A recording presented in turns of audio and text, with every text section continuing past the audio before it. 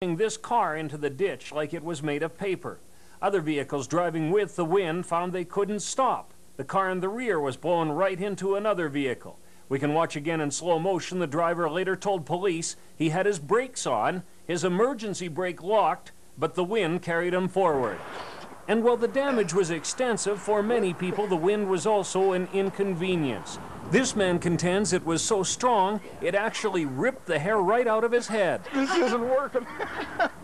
I'm trying to hold my hair on. And he wasn't the only one. 2 and 7 sports reporter Pete Curtis claims he was forced to endure a grueling 14-hour hair transplant after he was stripped bald by the windstorm.